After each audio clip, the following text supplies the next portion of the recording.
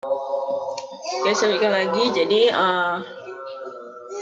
keberadaan logam arsenik dalam bahan makanan itu menyebabkan kerusakan empedu, juga kanker kulit, dan juga bahkan bisa menyebabkan kematian. Yang kedua, selain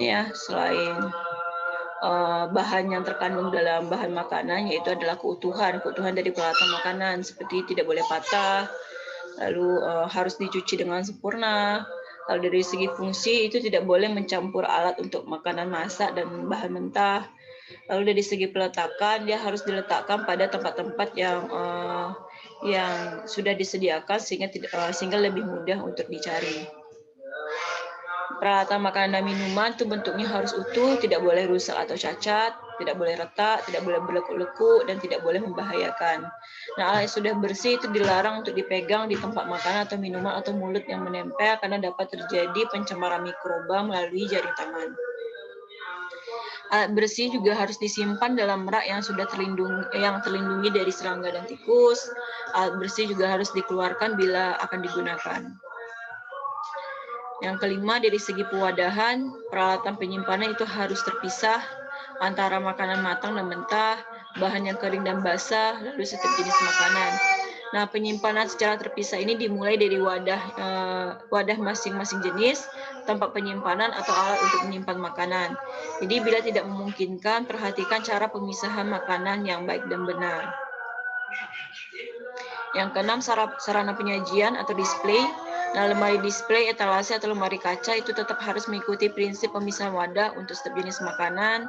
Sirkulasi udaranya harus cukup, lalu dia harus terlindung dari jamahan orang, serangga, dan juga tikus.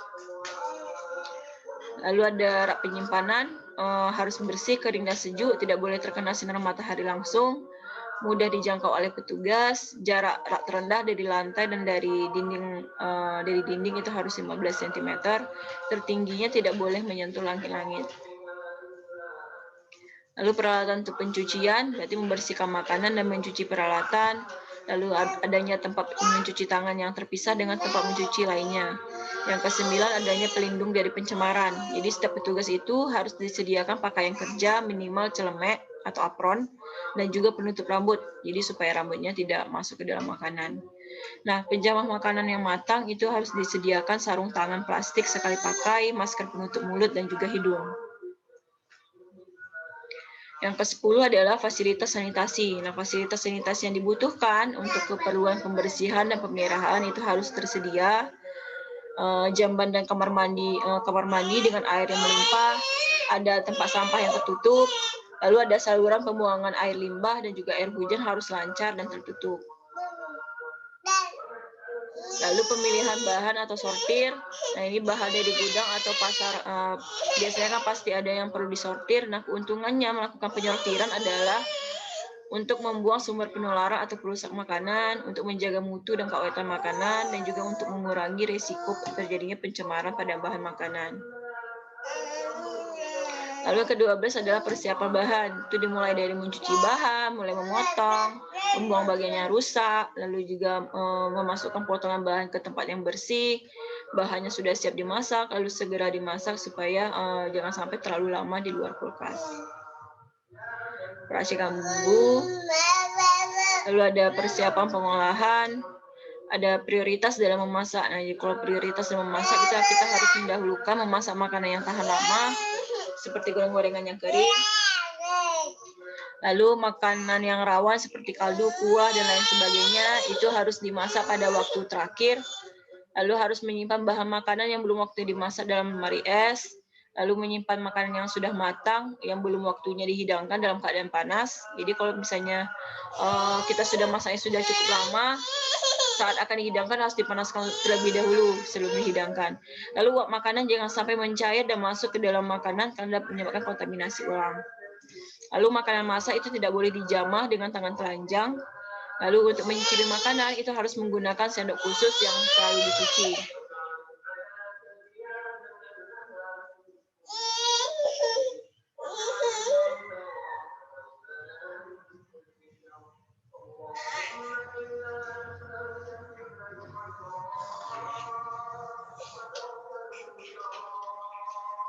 Lalu prinsip yang keempat yaitu penyimpanan makanan yang sudah matang.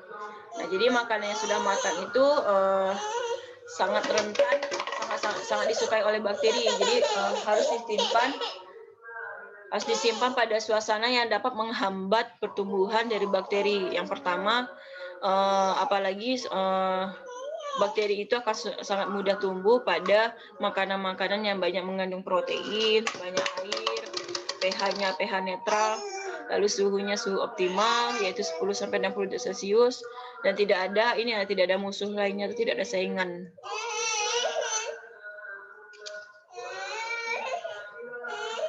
Nah, karakteristik dari pertumbuhan bakteri pada makanan yang sudah masak itu biasanya kalau dari segi kadar air tadi ya, biasanya AW-nya 0,91.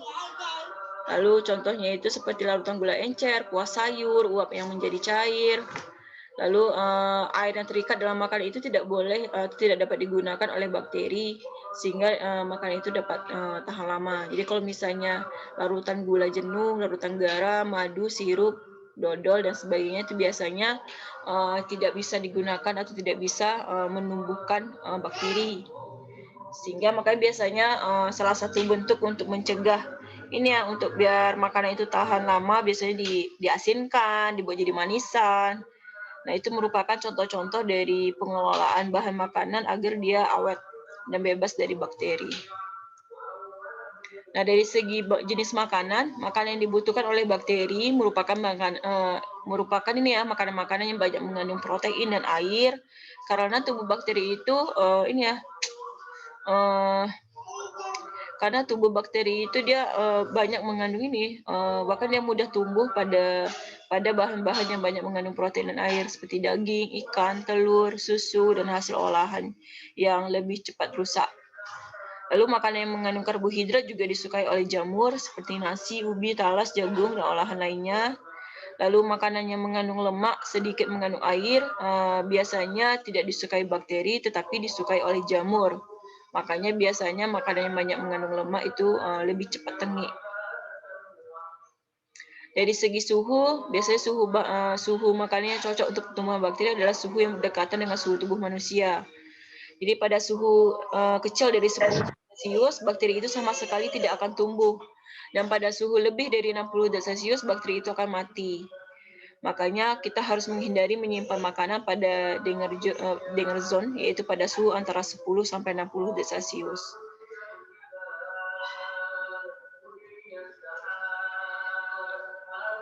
Jadi cara menyimpan makanan yang sudah masak itu diperhatikan dari segi wadahnya, dari suhunya, lalu dari waktu tunggunya atau holding time-nya. Jadi jangan sampai terlalu lama juga. Kalau terlalu lama, nah berarti dia harus harus dipanaskan dulu. Atau kalau misalnya dia terlalu singkat, nah berarti takutnya nanti dikhawatirkan nanti mudah terkontaminasi. Lalu prinsip yang kelima yaitu dari segi pengangkutan makanannya. Jadi pengangkutan makanan yang sehat itu dapat berperan dalam pengangkutan makanan yang sehat. Waktu cara kita mengangkut makanan, apakah dia tertutup, terbebas dari debu, langsung juga dia terbebas atau tidak mengalami benturan. Nah, itu akan mencegah terjadinya pencemaran pada makanan. Nah, jadi pencemaran makanan yang matang itu lebih berisiko dibandingkan pencemaran pada bahan makanan yang mentah. Sehingga pengendalian itu lebih diperhatikan pada makanan yang sudah matang. Nah, dalam proses pengangkutan, banyak pihak yang terkait, mulai dari persiapan, pewadahan, orang, suhu, kendaraan pengangkut.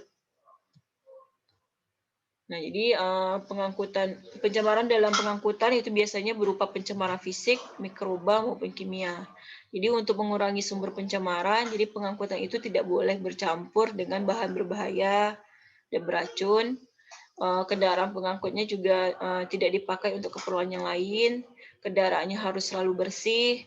Lalu menghindari perlakuan manusia selama pengangkutan, kayak penumpukan barang atau penginjakan. Lalu adanya kendaraan khusus dengan konstruksi higienis atau berpendingin.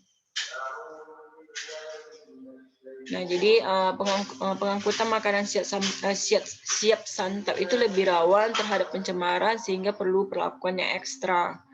Jadi prinsipnya itu adalah bahwa setiap makanan itu mempunyai wadahnya masing-masing. Jadi isi makanan itu tidak boleh terlalu penuh untuk menghindari kondensasi atau untuk menghindari terjadinya cepat basi. Lalu wadah itu harus utuh, kuat, ukurannya harus memadai dan terbuat dari bahan yang anti karat atau anti bocor. Pengangkutannya, kalau dia pengangkutan dalam waktu lama, itu suhunya harus tetap panas, lebih dari 60 derajat Celcius atau tetap dingin di bawah 10 derajat Celcius. Selama perjalanan wadah itu harus tetap tertutup. Keadaan kendaraan pengangkutnya harus ya tidak boleh memang khusus untuk makanan dan tidak boleh dicampur untuk keperluan yang lainnya. Lalu yang terakhir adalah penyajian makanan. Nah, ini merupakan rangkaian terakhir dari perjalanan makanan. Jadi ada ini ya, harus dilakukan uji organoleptik dan juga uji biologis. Nah, dari uji organoleptik itu biasanya memeriksa makanan dengan cara meneliti dengan menggunakan panca indera manusia, yaitu seperti penampilan, teksturnya, aromanya, bunyinya, lalu rasanya. Lalu kalau dari segi uji biologis, nah itu biasanya dilakukan pada tamu-tamu VVIP, ya kalau misalnya ada ini ya pertemuan kepala negara atau pemerintahan. Lalu biasanya dilakukan dengan cara memakan sebelum menghidangkan oleh petugas pengawas dan pengusaha. Jadi sebelum dihidangkan dicicipi dulu. Itu merupakan contoh dari uji biologis. Lalu ada uji laboratorium. Nah, ini lebih untuk pemeriksaan kualitas makanan dengan analisis laboratorium untuk mengetahui tingkat cemaran makanan baik secara kimia ataupun mikroba.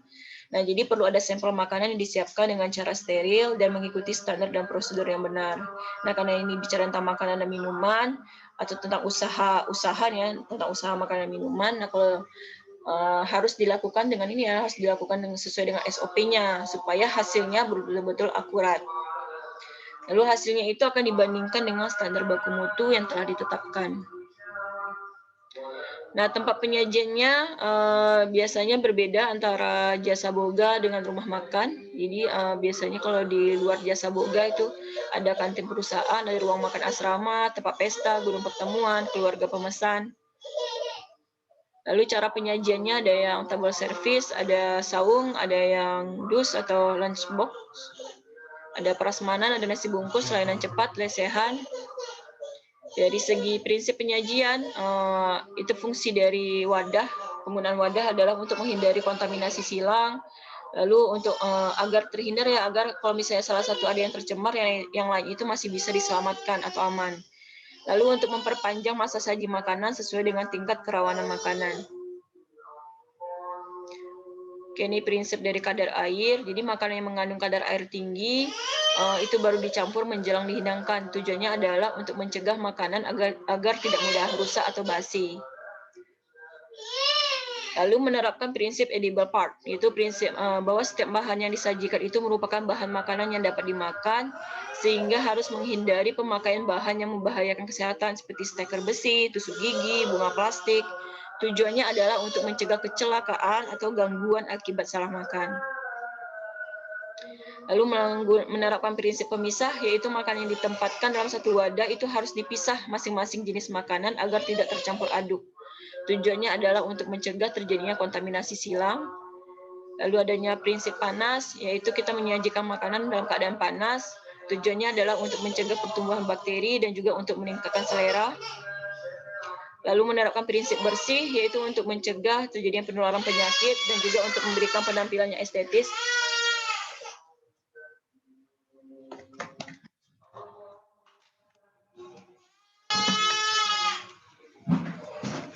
Lalu ada prinsip handling, yaitu bahwa setiap penanganan makanan atau alat makan itu tidak boleh ada kontak langsung dengan anggota tubuh, terutama tangan dan juga bibir.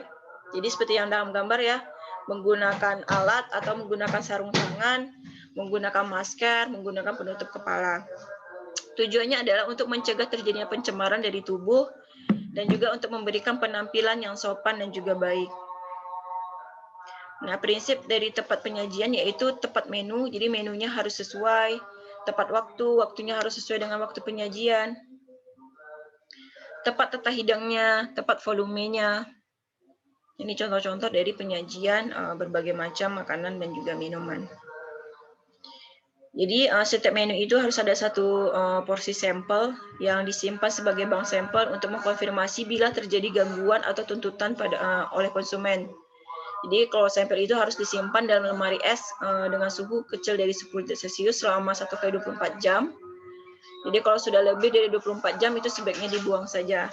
Lalu gunakan dus atau kantong plastik steril atau direbus untuk setiap jenis makanan. Apa fungsinya kita menyimpan sampel atau contoh dari makanannya atau minuman? Itu fungsinya kalau seandainya tiba-tiba ada yang mengalami keracunan makanan atau ada yang konsumen yang mengalami diare. Nah, itu jadi bisa ditelusuri atau bisa diuji apakah memang bersumber dari bahan makanan tersebut atau tidak.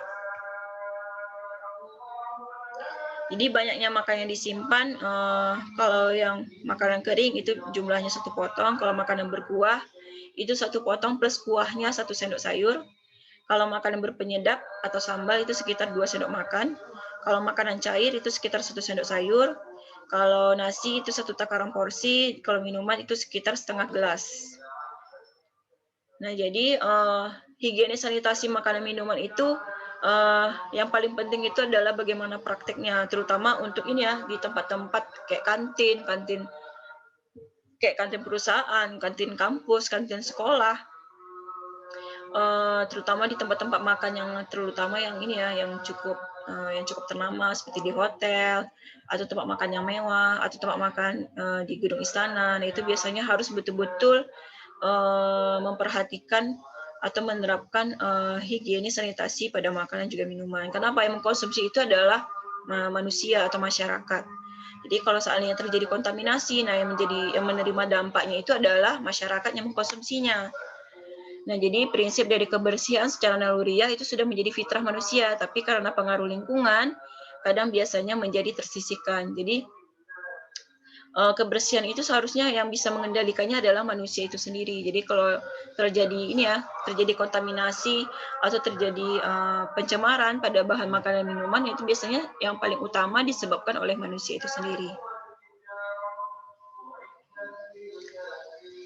Oke, kalau ada yang mau ditanyakan silakan.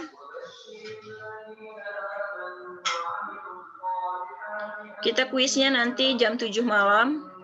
Soalnya dari materi pertama sampai materi yang keempat atau pertemuan keempat.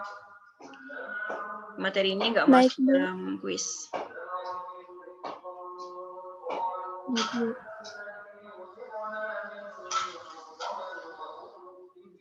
Udah absen semua ya?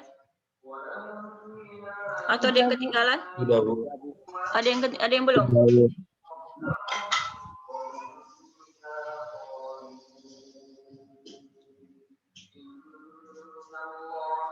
Oke, silakan absen bagi yang belum absen.